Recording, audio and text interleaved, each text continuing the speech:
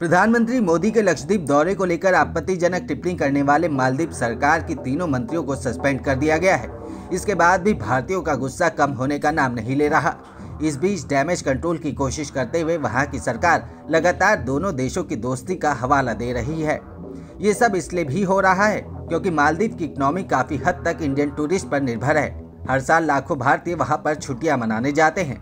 अब लक्षद्वीप इसे रिप्लेस कर सकता है। वैसे सुन्नी बहुल मालदीव के बारे में अमेरिका तक कह चुका है कि ये हद से ज्यादा चरमपंथी देश है, जिसके लोगों का आतंकवादियों के लिए नरम रुख रहा है। काफी हद तक ये सही भी है। एक समय पर बौद्ध आबादी वाला ये देश तेजी से मुस्लिम आबादी में बदला। अब हालात ये है कि यहाँ पर नॉन मुस्लिमों को नागरिकता तक नहीं मिलती है। इतिहासकार मानते हैं कि मालदीव के शासक भारत के चोल साम्राज्य से थे, लेकिन तब कैसे ये देश पूरी तरह से इस्लामिक हो गया, भारतीय शासक मालदीव तक कैसे पहुंचे, इस बारे में अलग अलग मत हैं। ज्यादातर स्कॉलर्स का मानना है कि चोल साम्राज्य से भी पहले वहां कलिंग राजा ब्रह्मदित्य का शासन था। ये 9वीं सदी की बात है। इसके बाद राजसी शादियों के जरिए वहां तक चोल वंश पहुंच गया। 11वीं सदी में मालदीव पर महाबर्णा आदित्य शासन रहा, जिसके प्रमाण वहां आज भी शिलालेखों पर मिलते हैं। इससे पहले ही बौद्ध धर्म वहां पर फल फूल रहा था। ईसा पूर्व 3री सदी में वहां की ज्यादातर आबादी बौद्ध थी। हिंदू राजाओं के आने के बाद दोनों ही धर्म एक साथ बढ़ते रहे। अब भी वहां पर 50 से ज्यादा द्वीपों पर बौद्ध स्तूप मिलते हैं, लेकिन ज्यादातर या तो नष्ट हो चुके हैं या तोड़े जा चुके हैं। आखिरी बौद्ध राजा धोवेमी ने साल 1153 में इस्लाम अपना लिया और उनका नाम पड़ गया मोहम्मद इब्न अब्दुल्ला। असल में इस द्वीप देश में लंबे समय से अरब व्यापारियों का आना जाना था। शुरुआत में बात व्यापार तक रही, लेकिन धीरे धीरे वो अपने धर्म का प्रचार करने लगे। राजा के धर्म परिवर्तन के बाद लगभग सारी आबादी ने मुस्लिम धर्म अपना लिया और देश का इस्लामीकरण हो गया। इस बात का जिक्र note on the early history of Maldives नाम की किताब से मिलता है।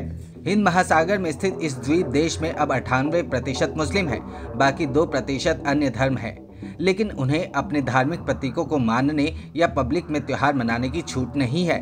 यहाँ तक कि अगर किसी को मालदीव की नागरिकता चाहिए तो उसे मुस्लिम, वो भी सुन्नी मुस्लिम होना पड़ता है। मिनिस्ट्री ऑफ इस्लामिक अफेयर्स यहाँ धार्मिक मामलों पर नियंत्रण करती है। मालदीव में कट्टरपंथ इतना तगड़ा है कि धर्म परिवर्तन की भी इजाजत नहीं। कोई भी मुस्लिम नागरिक अपनी मर्जी से दूसरा धर्म नहीं अपना सकता। मिनिस्ट्री ऑफ इस्लामिक अफेयर्स के तहत इस पर कड़ी सजा मिल सकती है। यूएस स्टेट डिपार्टमेंट की रिपोर्ट यहाँ तक कहती है कि धर्म परिवर्तन पर शरिया कानून के तहत मौत की सजा भी मिलती है। हालांकि मालदीव सरकार ने कभी इस पर कोई सीधा बयान नहीं दिया। चलिए अब आपको बताते हैं कि आईएसआईएस से इस द्वीप के क्या है संबंध। लगभग 1200 द्वीपों से बने इस देश के बारे में माना जाता है कि यहाँ पर कैपिटा आबादी पर सबसे ज्यादा युवा इस्लामिक स्टेट के लिए लड़ने गए। यूएस डिपार्टमेंट ऑफ ट्रेजरी के मुताबिक साल 2014 से लेकर साल 2018 की शुरुआत तक यहाँ से 250 से ज्यादा लोग आईएसआईएस में भर्ती के लिए सीरिया चले गए। ये जनसंख्या के हिसाब से दुनिया में सबसे ज्यादा है। इनमें से काफी लोग मारे गए, जबकि ज्यादातर मालदीवियन महिलाएं नॉर्थ ईस्ट सीरिया में कैंपों में हैं। खुद मालदीव सरकार ने उन्हें वापस लाने के लिए नेशनल री इंटीग्रेशन सेंटर बनाया हुआ है। अमेरिकी ट्रेजरी डिपार्टमेंट के मुताबिक मालदीव का डुशहर इस्लामिक चरमपंथियों का गढ़ बना हुआ है।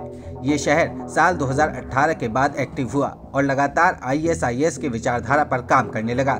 यहाँ कई एक्सट्रीमिस्ट गुट काम करते हैं, जिनका सीधा सपोर्ट आईएसआईएस को है। इनके लीडर समेत बाकी गुट इस्लामिक स्टेट तक आईईडी और लड़ाके पहुँचाने का काम करते हैं। इसके अलावा युवाओं के दिमाग में जहर भरने और उन्हें भड़काने का भी काम है। काफी लोग अलकायदा को भी सपोर्ट करते हैं। तो यह है चरमपंथी मालदीव का वो चेहरा जो अभी तक शायद आपको नहीं पता होगा।